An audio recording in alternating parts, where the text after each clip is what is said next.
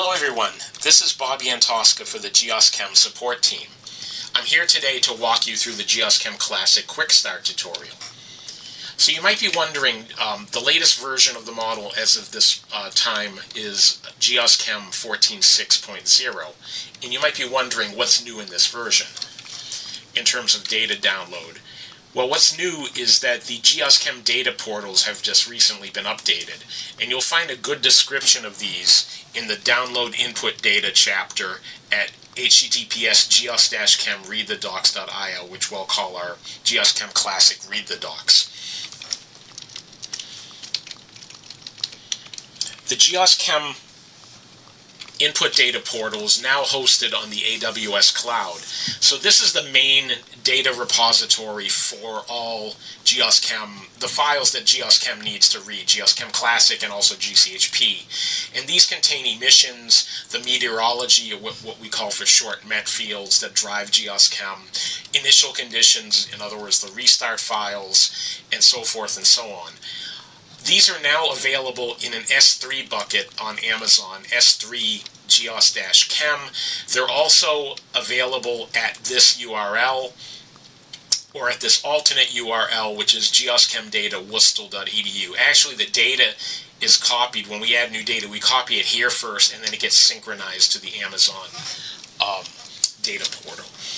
What's really great is that you can browse the contents of the data portal here at this URL, which is called the S3 Explorer. So every S3 bucket has a corresponding web link that you can go to and you can take a look at the content. So for example, I have it pulled up here. So if you go to, most of the emissions live in the HEMCO folder in this repository. So if we go to HEMCO, you'll see these are the various emissions inventory. Here's like SEDS, here's EDGAR, FIN, GFED, GFAS, and so forth, Megan, and so forth. So if we pick one like SEDS, you know, you can go through the various inventories, pick a year, and I know this is the older SEDS data, but you can get information about the files that are here, so you can see what's in the data portal before you actually go to download the data, which is, I think, is pretty neat. Okay, so that's the main data portal for GEOS Chem. There are also a couple of alternate data portals. So there's the GEOS Chem nested data portal, that this contains specifically meteorology fields or MET fields for our cropped nested grid domains. This is in the S3 GC grid bucket, and it's reachable also from this URL, and you can also browse the contents in the S3 Data Explorer here. So if we go there, I'm just going to copy and paste, and we'll pull up our web browser, open a new tab, paste it in. So for example, this is the GEOS FP meteorology for the Asia grid. So if you go there, you'll see all these files here. So you can also get an idea of what's on the data portal before you actually go to use it. There's also the Rochester data portal, which is used for the GCAP2 meteorology. So for those of you who are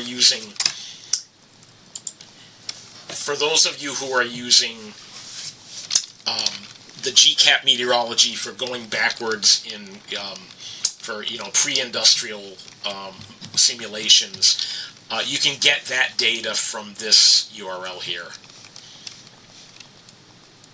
Okay, so the next few bullet points loosely correspond to the sections of the GEOS Chem Quickstart guide, and we'll go through them in detail. So the first thing to do is that you want to set up your computing environment.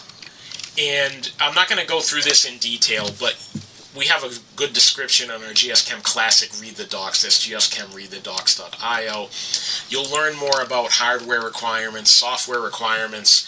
If you need to build software, we have documentation on Read the Docs of how to do it with the SPAC package manager. And we also have information about how you can load software into your computational environment. In other words, by loading module files. So I would check out Read the Docs for all that information. Now, I should also mention, I'm here on an Amazon cloud instance, so all the software that I need is already available to me in the Amazon Machine Index, so I don't need to load any module files or load any other software modules. It's all there for me. And you can ask your sysadmins, because in many cases, depending on the system, you may find that they have all of the software set up for you. On other systems, like my home cluster of Harvard Canon, you have to load the software as modules with module load commands. But it really depends by system. So ask your sysadmins about all these things, how to get set up with GEOS Chem. So assuming that you have your computing system set up and you have your computing environment set up and all the software environments are loaded and things like that, we will download the GEOS Chem Classic source code, and I'll show you how to do that. So I am going to, first of all, figure out which folder I am. So this is in my home directory. So the ext data folder, this is where GEOS Chem data is going to end up going into. I'm going to go into this folder called tutorial.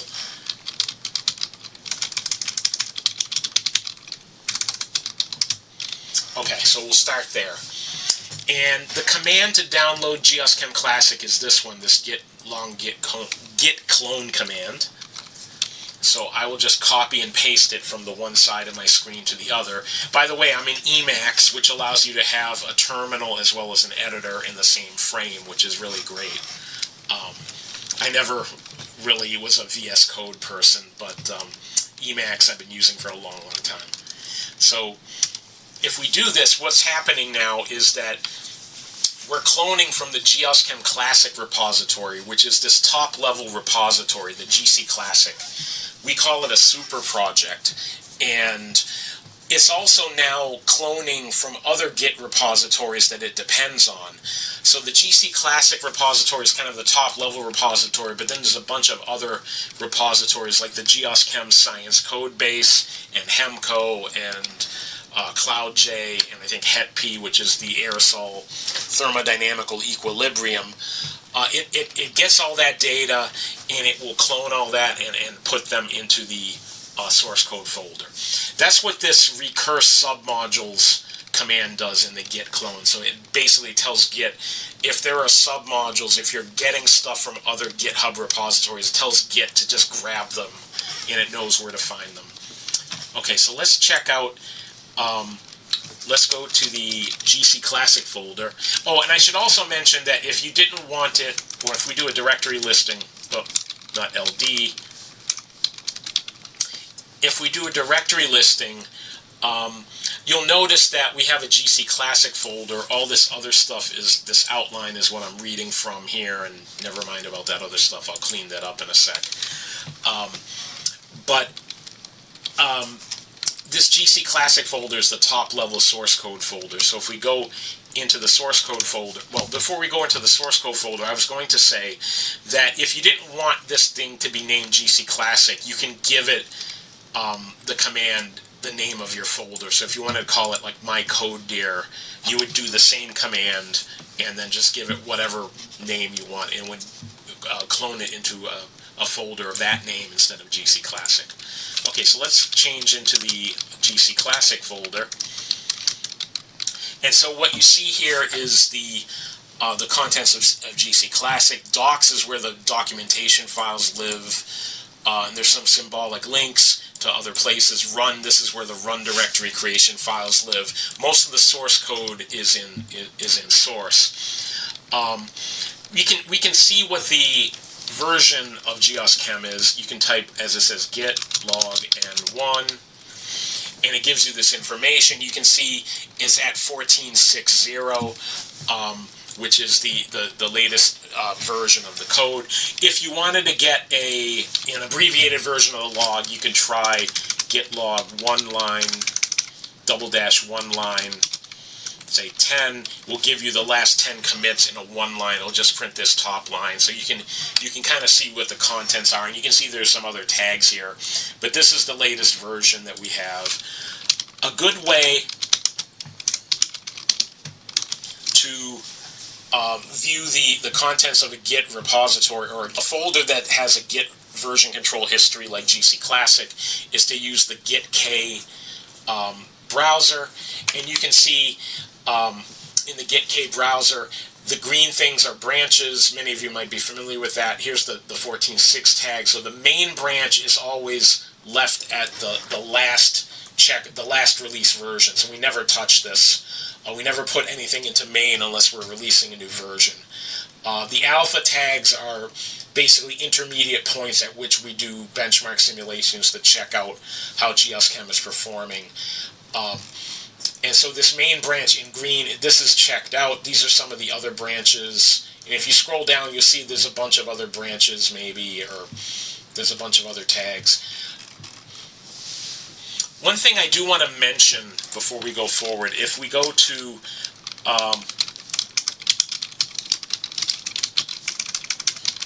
the source GEOS Chem folder. Oh, I want to go to GitK all again. And we'll wait for it to pop up.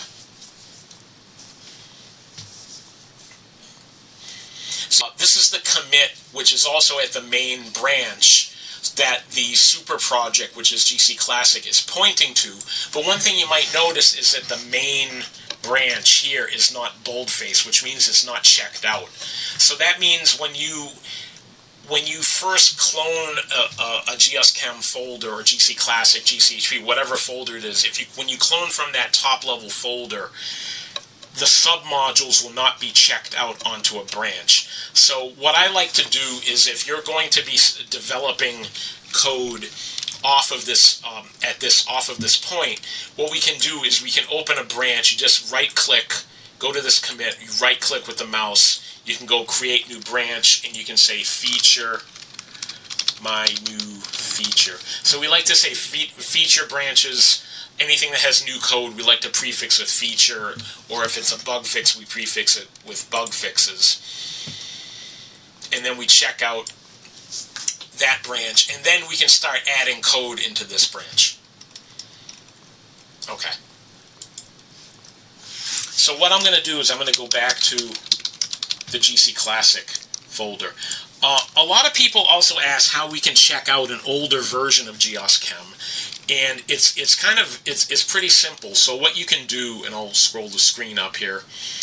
The important thing to know about Git is that when you download any source code from GitHub or that's based with Git, it contains the whole version history of the whole project since the beginning. So that means you can time travel back to an earlier state of the code. Like, for example, if I wanted to check out version 14.0.0 instead of 14.6.0, I could follow these steps here to do that.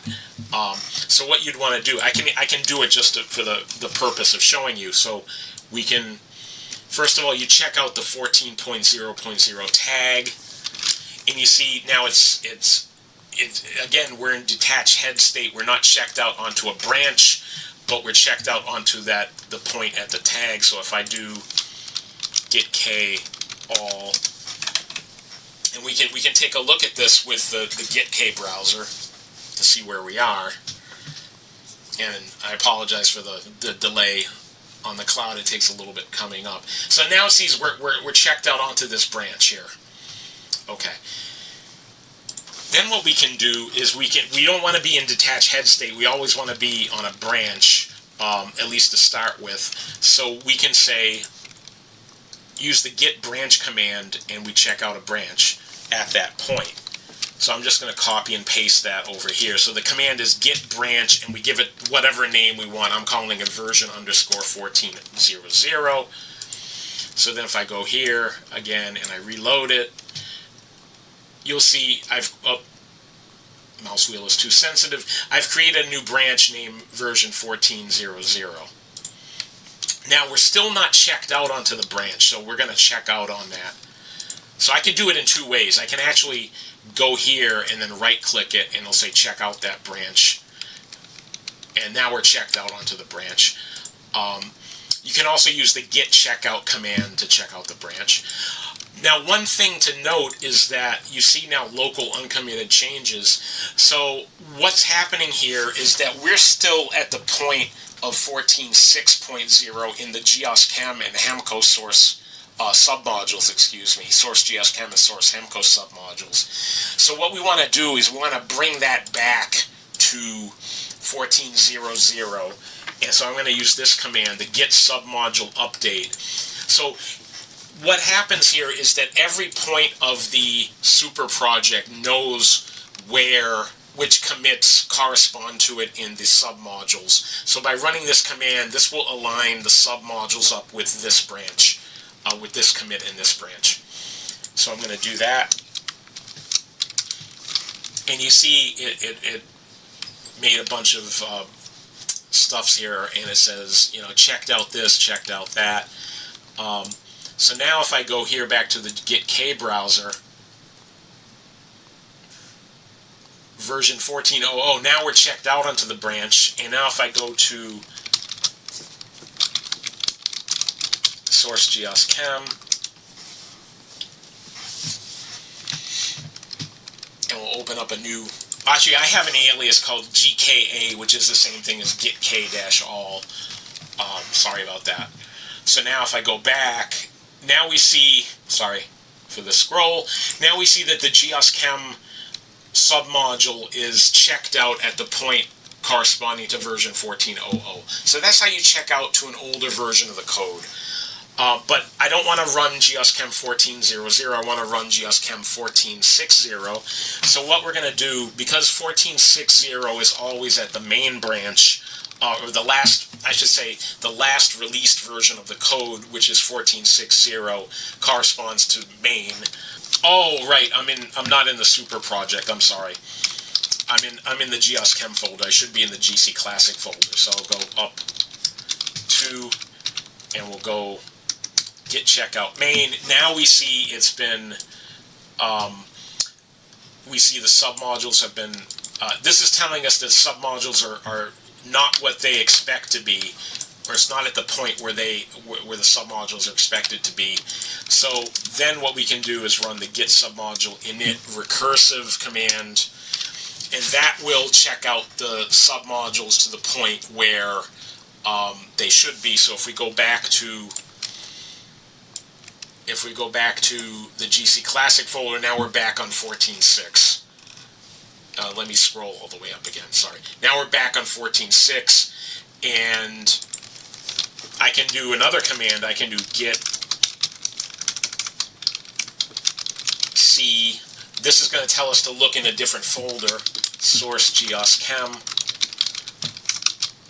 log 1, and that's going to basically tell us what the first commit in the source GEOS Chem submodule is, and you can see it's pointing to 14.6, so we're at the point we should be. So that was a little bit of a detour, but a lot of people ask us, how do you change to older versions of the code once you clone GEOS Chem, and that's how you can do it.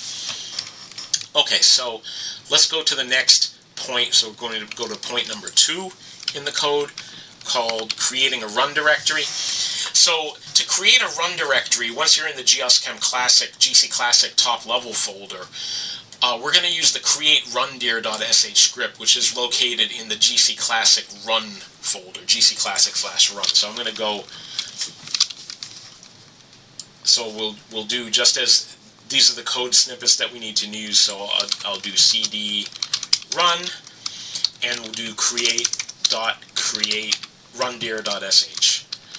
And so now it's telling you, now the first time that you the first time that you create GEOS Chem directory by running create rundir.sh, it will ask you to register for GEOS Chem, and we have some information about that on the read the docs. But basically, it's going to ask you about who's your, how are you running GEOS Chem, where are you located, what's your email, what's your principal investigator, and so forth, just so we have an idea of the user base of GEOS Chem, because we like to put that on the website, the number of registered users. We have an interactive map that I talked about in a previous tutorial video that shows where everyone that's using GEOS Chem is located. So what I'm going to do is a couple of different things here. First, we're going to create a full chemistry run directory. So basically, once you run this create rundir.sh, it's going to ask you a bunch of questions, and we're just going to answer the questions. So what simulation do you want to use? So we're going to want, the first run directory we're going to create is the full chemistry run directory. And we want to choose an additional simulation option. So most people that run full chemistry will want to run the standard option. The benchmark option is used by the support team to run benchmark simulations that we use to evaluate the performance of GEOS Chem. And there are a couple of other ones. TOMAS and APM are microphysics. RRTMG is the radiative transfer model, and a couple of aerosol options, a couple of complex SOA, marine POA, primary organic aerosol options. So we're going to pick one for the purpose of this tutorial. And we're going to choose a meteorology source. So we recommend to use MERA2. The reason being is that MERA2 is a stable meteorology product. It's a reanalysis, so that means that they don't change the assimilation system. So it's a consistent product over, I think, going back to 1980. So about 40 years of consistent meteorology data, excuse me. The GEOS FP data is an operational product, which means that they add new changes into it as time goes on. And in fact, there's one thing that you should know if you're using GEOS FP, is that there is a discontinuity in the convection scheme as of June 1st, 2020, not 1920. So basically, before June 1st, 2020, there was one particular convection scheme was used, and then after that, they used a different one. So long story short is that if you're going to be running GEOS FP, or simulations with GEOS FP meteorology, don't run it across that boundary. Run it up to June 1st in one simulation, and then stop, and then restart it on June 1st, and start it up again. And you can also avoid this issue, as I said, totally by using the MERA2 meteorology. So we're going to pick MERA2 for this and choose horizontal resolution. I'm going to pick global 4x5 because it's easy. Oops. Yeah, instead of typing 1 for 4x5, I typed 4, so that was my bad. Yeah, and you can see that if you make a mistake, it'll ask you to try again. We're going to choose the number of levels, so we're going to take 72, which is the native number of levels. And we're going to enter the path where the run directory will be created. So I'm going to put tutorial, which is this is the path, not the name of the run directory, but where the run directory will be created. And you can see that it knows that if you type tilde, it's going to expand it to the home folder. So this is, I'm on a cloud instance, so this is where the home folder is found. And it'll say enter run directory name or press return to use the default. I'll just take the default. And so the name is going to be GC 4x5 MERA2 Full Chem. And notice that it downloaded the restart file for me. Do we want to track run directory changes with Git? Yes, we do. And do you want to build the KPP standalone box model? No, we don't. Okay, and because I'm running on the cloud, it's using master instead of main because I don't have the right configuration, but we can ignore all that. Normally, it shouldn't do that. So it created this folder, this run directory folder. Okay, so now I'm going to do the same thing, but for the carbon gases simulation, just so you can see what a different simulation looks like. So I'm going to go to this one, which is carbon, which is option 3. And we're going to use all species. You can use a single species or one of or all the species together, but in this case we'll use all the species. We're going to also use MERA2. We're going to use 4x5. We're going to do 72 levels, and we're going to do tutorial. And then we're going to take the default. Now it says GC 4x5 MERA2 carbon will be the run directory name. Do you want to run directory changes with, you want to track run directory changes with Git? Yes, we do. And so now it's created these folders. So let's go to tutorial. I'm going to actually remove these other files because these are like autosave files that we really don't need. Actually, if I save that, that'll be okay. Emacs makes a bunch of autosave files. So we'll remove those files just to make it look better. And so one thing that I should notice before I go on is that depending on the simulation, you may get a reminder to compile with certain option or to configure with certain options. So in this case, it's telling us if we're going to build the carbon simulation in this run directory, we have to tell it to use the carbon mechanism with this option. So you may see that with depending on the run directory that you're using. Okay. We can move to the next one. So the third point on the Quickstart guide on the wiki, on the web, read the doc, says to load software into your computational environment. We don't have to do this in this case because we're on the AWS cloud and we have all the libraries that we need already, but depending on your system you might have to do that. So we have a chapter called Customize Your Login Environment where you can take a look. In many cases you may find that the libraries are in some standard location like user lib, user bin, user local bin, etc. But if not, you may have to run a command to load them into your environment. So that will be different for every system. So we'll worry about that. You can ask your sysadmin, but for our case, we don't have to worry about it. Okay, so the next step is to configure GEOS Chem. Configuring means that you're going to define the persistent settings that will be used to build the GEOS Chem executable file. So compiling code in GEOS Chem is a two-step process. Or actually, it's really a three-step process. So you configure, you build, and you install. So the first step, the configuring step is done with CMake. You can actually, remember I said, depending on the simulation, you might have to use a different option. So we have a page on the Read the Docs called Customize Simulations with research options. I can pull it up for you in our supplemental guides. Here it is. So if you're using like a certain package like microphysics, like APM, you might have to use this flag. If you're using Tomas, you might have to use that flag, these flags, and so forth, these options. So you can take a look at that and see what your simulation requires.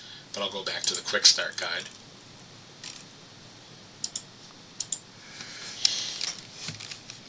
So to configure, what we want to do is, let's configure the full chem simulation first. So we're going to go to the run directory. So we change to whatever path to the full chem run directory, we want to CD to that. So in that case, that's this folder. So I'm going to CD to that folder.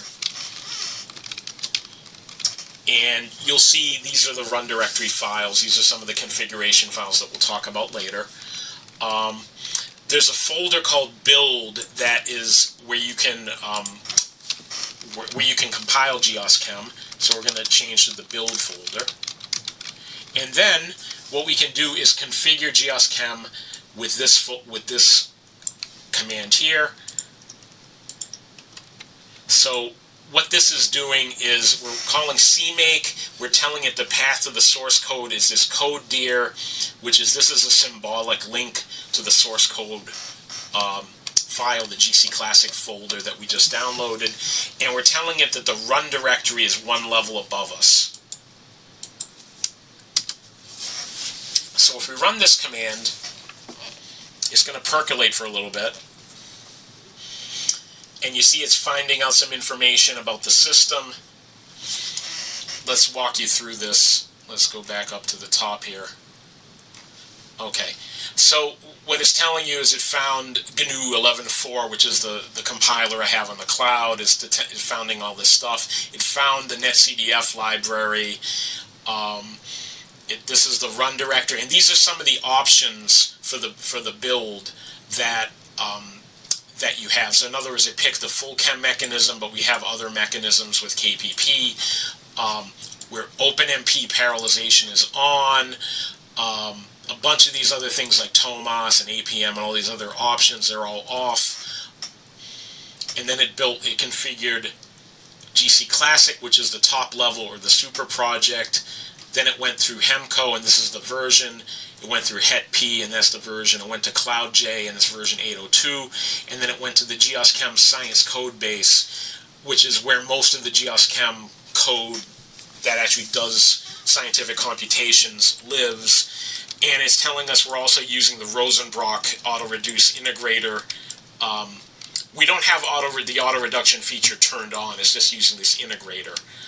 And the build files have been written here.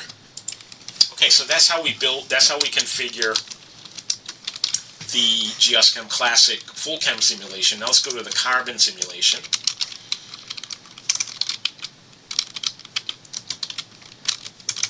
And we go to the build folder, and we type cmake codedir and drundir equals, and we also, for the carbon, we have to give it dmech equals carbon to tell it to use the carbon KPP mechanism instead of the full chemistry mechanism. And again, it went through and it percolated and found all this stuff. Most of this stuff is the same. Notice now in mechanism we're using carbon instead of full chem. And notice also we're using a different integrator. The carbon integrator uses a forward Euler integrator, not the Rosenbrock. So this lets you see the different options for the build. One other thing that I should mention before we go to the next step is that if you want to add debugging options into the code, you can use cmake with this flag. So you type cmake dcmake underscore build type equals debug. That will turn on a lot of debugging options at runtime. It'll check for array out-of-bound errors. It'll check for floating point not a numbers, infinities. It'll check for array temporaries. It'll check for a bunch of inefficiencies or errors. The downside is that it makes the code run a lot more slowly, so you don't want to do this in a production run. You want to do this in like a 1-hour debugging run. But this is a very useful option to make sure that your code doesn't have errors. Okay, so now that we've configured GEOS Chem Classic, we're going to build the source code into an executable file. So I'm going to go back to the full chemistry. Yeah, go back to the full chemistry folder. And now if we look in the build folder, by the way, you see it has all this stuff. This is an empty folder, but CMake built all this stuff here, which we don't have to go into. So, you know, weve navigated to our GEOS Chem Classic run directory. Now we're going to change to our build folder, navigate to that folder. So we'll type cd build. And we're going to type make-j. So this is actually the first step. The configuration step sets the persistent settings. It also generates the make files that will be used to build the model. This step, make-j, tells it to build the code. And the -j tells it to build multiple files at once. So, you know, if you have like 8 cores available to you, it might build 8 files at a time. So you can see it's going through, and it gives you a status indication how far into the build it is. Okay, at this point the compilation is finished and it's built the target GC Classic. So if we go back to our run directory, so you see now there's a, oh, sorry, we haven't installed it yet. I'm sorry, I got it one step ahead of myself. So now what we need to do is type make install, and that will copy it out of the build folder into the run directory. So now this GC Classic, this is your executable. That's what you're going to run GEOS Chem Classic. Okay. So what we'll do again, we'll go to the carbon simulation.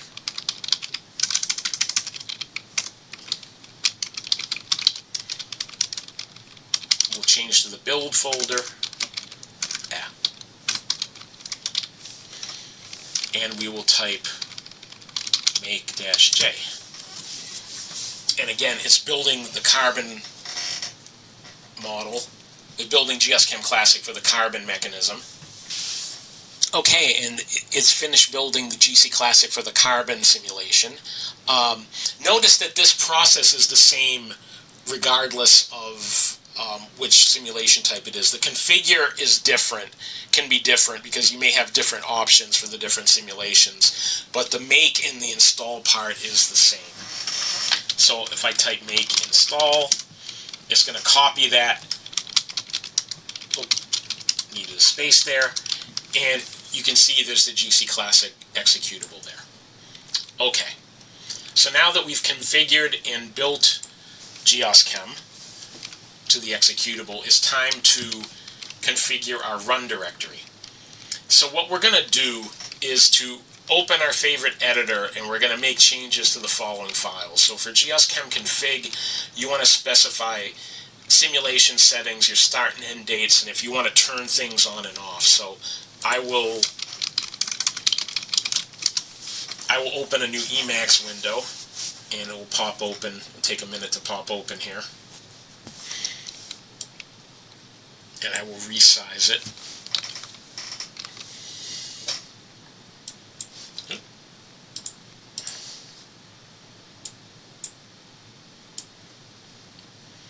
Okay, there we go. So what we're going to do is on this window, we are going to open the GEOS Chem config YAML file in the full chem run directory.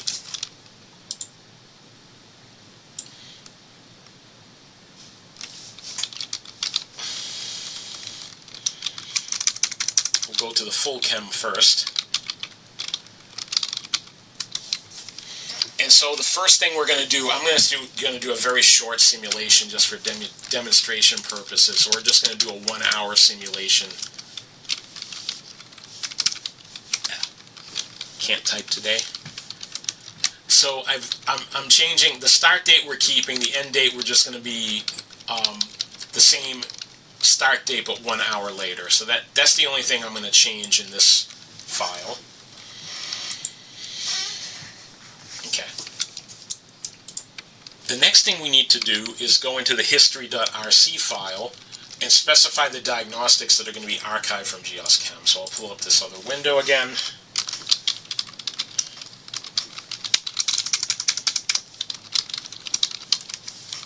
And these are the default diagnostics that will be generated. That's fine for the purpose of this tutorial. What I will do is to change these to an hour. So what I like to, I'll just do a blanket replace. So I do, this is just a find and replace command. So 0000, 0100, 0000000, and we're going to replace that with 0000000010000. And in the Hemco config RC file, which open this window up again. I'll pull this over here. Now, the one thing that we need to do is to change this. One of the things we need to do is change this from monthly to end, because we're not running for a whole month. Otherwise, we'll get we won't get any emissions diagnostics out. There is one other thing that you might need to do is if you're going to start your GEOS Chem simulation, GEOS Chem Classic simulation, with a restart file that either has missing species, so in other words, like for 14.6 has extra species that weren't in 14.4, or if you're changing the starting date of the simulation so that the restart file timestamp doesn't match the starting date of your simulation, you may need to go into the Hemco config file and to change. Look for this line of code, the SPC underscore, then change this time cycle flag to this, because GEOS Chem is set up by default, or GEOS Chem Classic is set up by default to stop if the not all of the species that are declared in the simulation are present in the restart file, and it's also set up to stop if the timestamp of the restart file does not match the starting date of the simulation. So you may need to do that. In our case, we don't, so we are okay. And we'll go back to our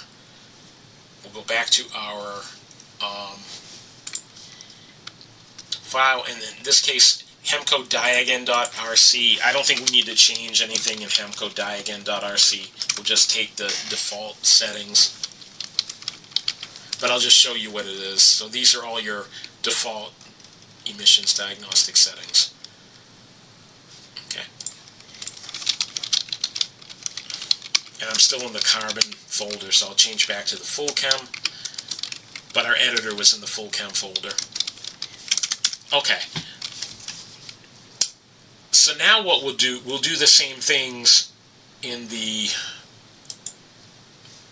carbon folder.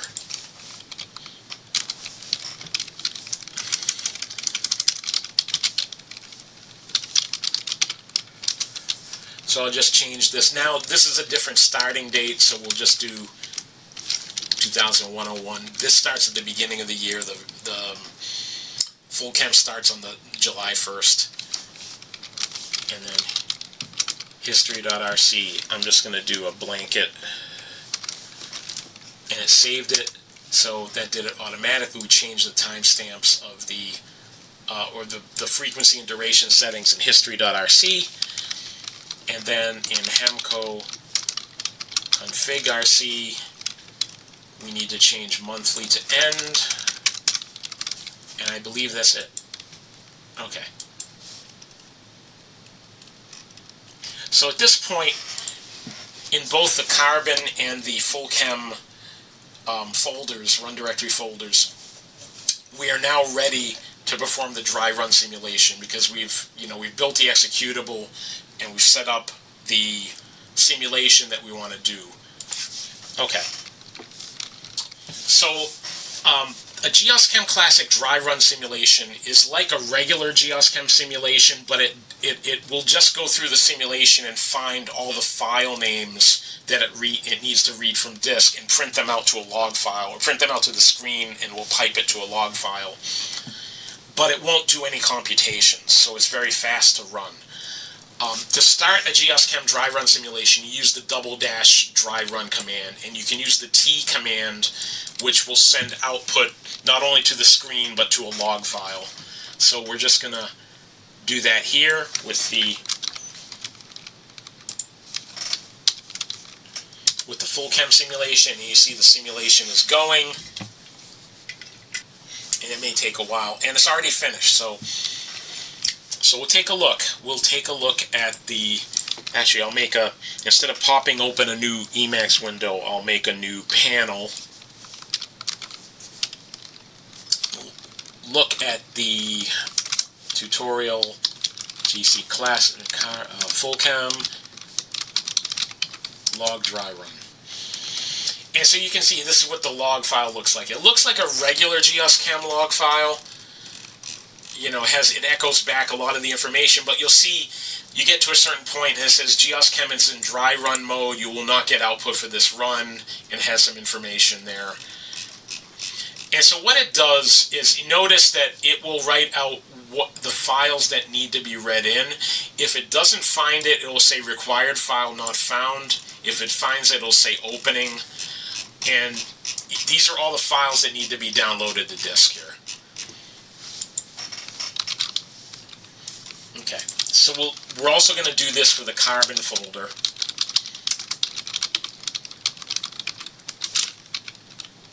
We'll do GC Classic --dry run T log dry run.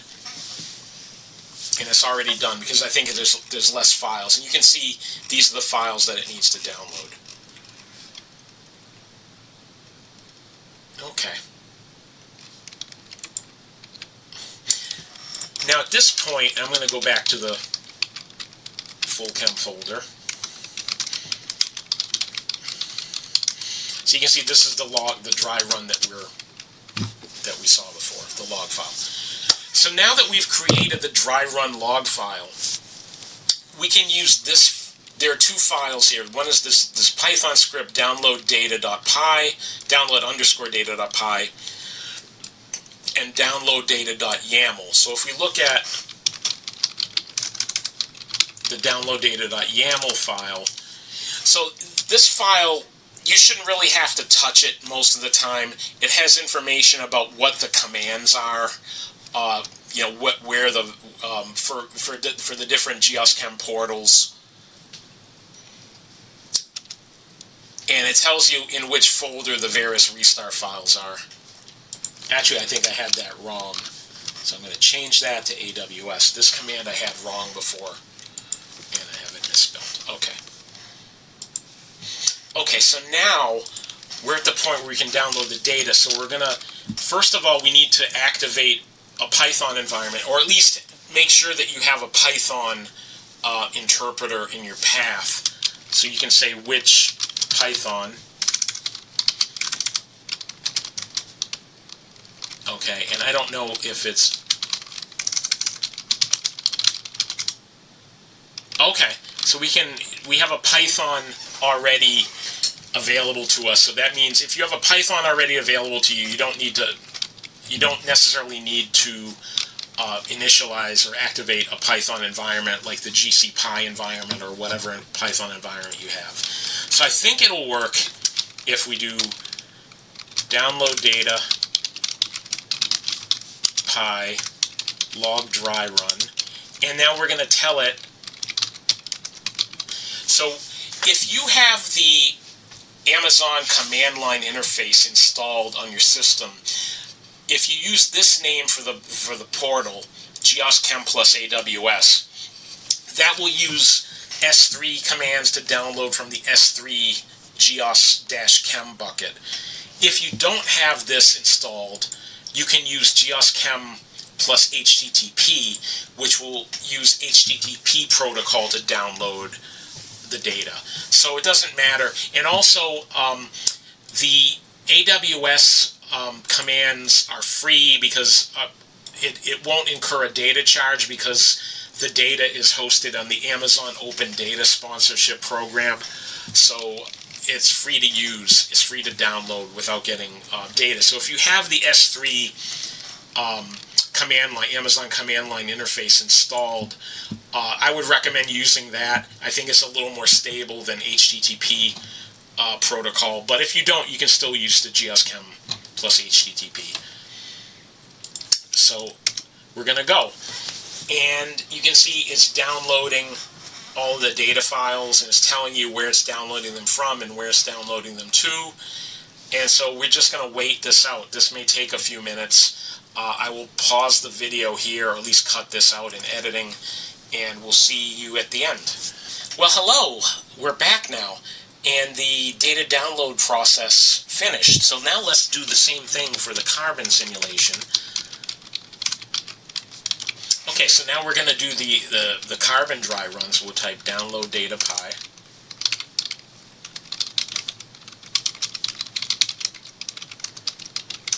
Plus log dry run and GEOS Chem plus AWS. And it's going to do the same thing. It's going to download the... Now notice that this may take not so long because some of the same meteorological data are... Actually, it's a different meteorological period, but some of the same data files may already be there. And also notice that it's not finding some files, but we'll deal with that later. And we're back again. So now the dry run for the carbon simulation finished. Okay, so now we've done dry runs for both full chem and carbon. So we can now proceed to running the simulation. So we'll go to the next section in my outline, and I will change back up to the full chem folder. So now, because I'm on the AWS cloud in an EC2 instance, I own the whole node, so I don't have to submit it to a scheduler. I can just type GC Classic, and I can type either T log, or I could type, which sends it to both the screen and a log file. I can also type it to GC log with also pipe the error to the same log file, but I think I'm just going to type T to the GC log file because I think it's a little bit easier, because you can also see it on the screen. And it's percolating. Now, in case of missing files, I will show you what to do. So let's wait until see if it hits any missing files. Okay. So now it's found that we didn't. All right, there are several missing files here. It didn't find one of these aerosol optics files. Okay, so if this happens, this may be because that the file hasn't been synced yet, or the file sync, which sometimes can take several days, may not have finished between WashU and Amazon. So if this happens, what we're going to do is we're going to, I'm going to open a frame here, and we're going to go to the, we'll go to the full chem folder. We're going to go to the, we're going to go to the download data YAML folder. So in case of missing files, and I'll pull this down a little bit so you can read it, what you can do is look for, go to the GEOS Chem YAML, the download data YAML file for GEOS Chem, and look for the, what we're going to do is go to the HTTP portal, and this is set up to pull via HTTP from the Amazon data portal. But what I want to do, because the data may not have been synced there yet, or the syncing is still going on, is what I want to do is just change, comment that line out, uncomment this line out where it says GEOS Chem Worcester edu. And so this should work. This should pull the data directly from the WashU alternate URL instead of from Amazon, where I know the data is. So what we're going to do is we're going to do a second dry run simulation. So we're going to do GC Classic -- dry run, and we're going to T it.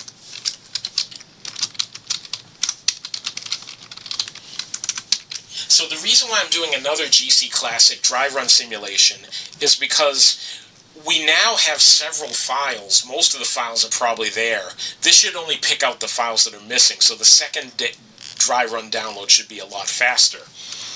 So we'll do that.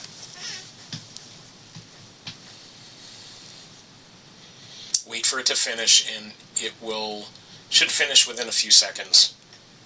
Okay, here we go. So now what I'm going to do is I'm going to use the up arrow to get back to my download data command, but instead of downloading data from AWS, I want to download it from HTTP, which will download it from this GEOS Chem data website via HTTP, because I suspect the files are there.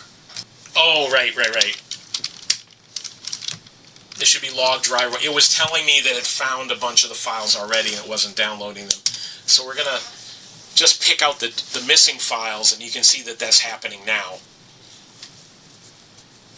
And we'll wait for this to happen. Now notice that this is a lot slower than the AWS S3, but it works. So you may have to download data from both portals, from the S3 portal and from the backup GEOS Chem data, depending on whether the status of the data sync. And okay, so the second data download of the missing files has now finished. Now, it took a few minutes, but we should now be ready to run GEOS Chem Classic. Well, hi everyone. After a little bit of a restart, we're back. It turns out, for some reason, a couple of the aerosol optics files in the chem inputs directory were not downloaded properly. I think there may be a bug in the aerosol mod, and I'm going to check that for version 4.6.1. But in the meantime, all the other files have been downloaded, so we can just go to proceed to run GEOS Chem. So to run GEOS Chem, and actually I downloaded the missing files manually.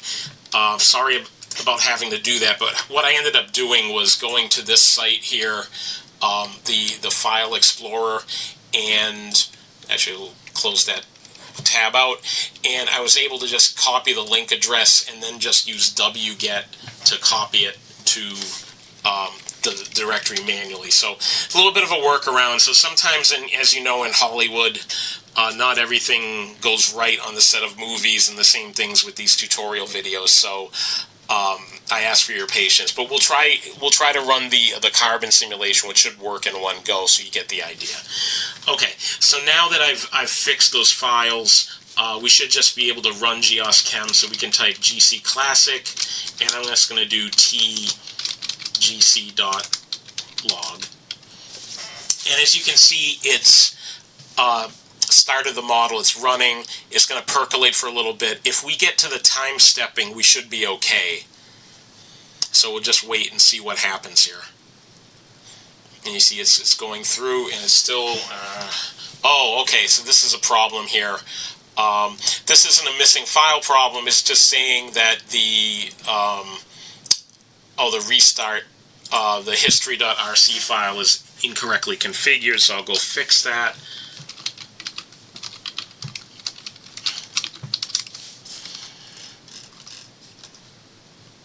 Oh, yeah, sorry about that. So that should be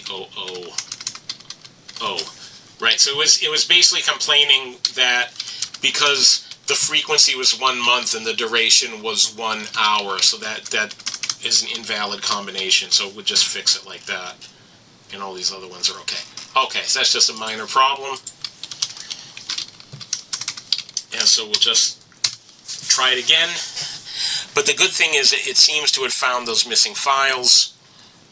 So we'll just wait and see what happens here. And thank you for your patience. We do the best we can, but sometimes it's more important to be not perfect, but to be resourceful and to think on your feet as to what are the quick fixes that you can make. And even in a tutorial video, we still have to make some quick fixes. So thank you for your patience. Now you see it's reading the SEDS files that were missing before. So I downloaded the SEDS files from geoschemdata.worcester.edu. They were not present on AWS because of a data sync issue, but they are definitely present. And so again, if you don't find all of your files in one data portal, try the alternate link. And also I should mention that because we're on a cloud instance, sometimes if you're on a computer cluster, you're usually using a pretty fast fabric like InfiniBand. But on the AWS cloud, you're using Elastic Block System for the disk, and that is much slower than the InfiniBand, especially the first time that you run something. It could take a while, but then successive times it could run faster. So that's probably why it's taking a while to run through here. So, or at least to read the data. The data I/O is probably the most intensive part, and also in GEOS Chem Classic, the data I/O is only done on the root thread. So that's why a lot of time is spent in data I/O. So we will wait and see how this is doing here. As you can see, the model has gotten to the time stepping part. It's read in all the data at the beginning, and it should be good to go.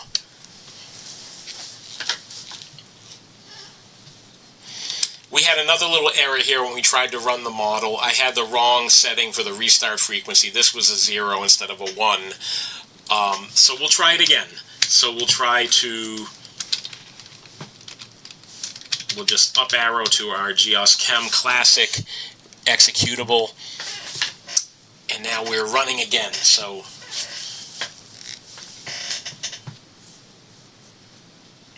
notice the second pass. The second time you run something on an EBS disk, it runs much faster. The disk I/O is much faster. It's just that first time is relatively slow. We're going to try to run GEOS Chem, the carbon simulation. And let me make sure that the carbon simulation, all history RC files, is okay.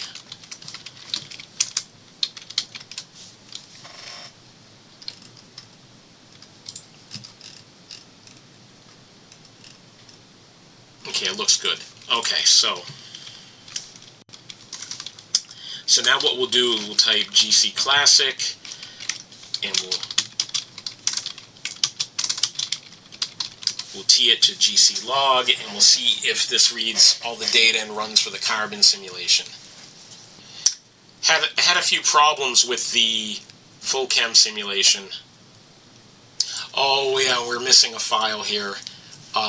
We need the CO2 file, which wouldn't have been downloaded before, so I will do another dry run.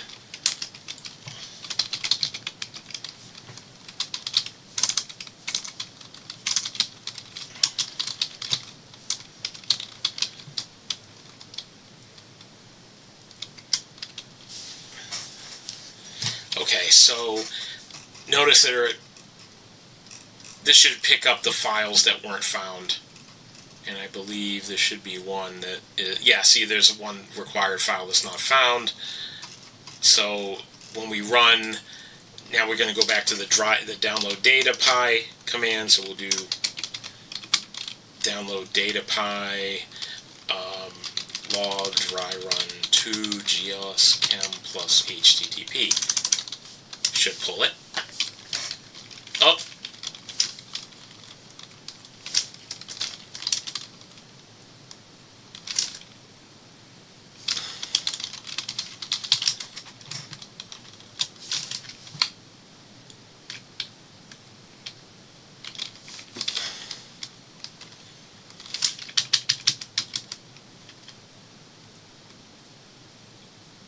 Oh, right, I never saved to the dry run file. My bad.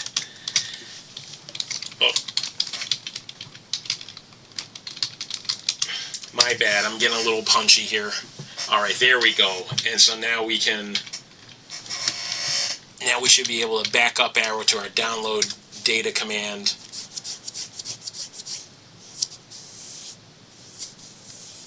Oh, and we want to...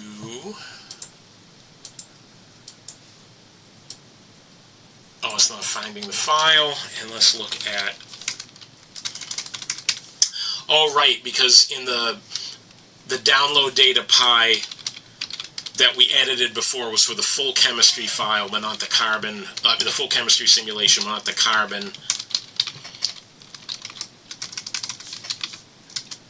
Oh, not download data py, download data YAML.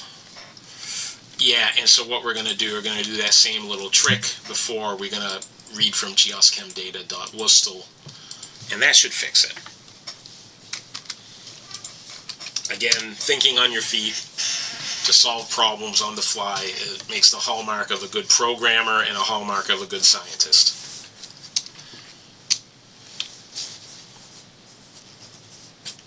So now it's downloading the missing file.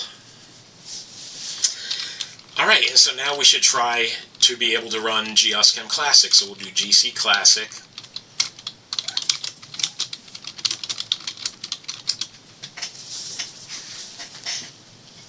Okay, so now this running the carbon simulation. Oh, and another error. Oh, right, and now this time, I think we just changed a couple of species names in the carbon simulation that are not reflected in the restart file. So I will go to hemcoconfig.rc and I will actually get rid of that.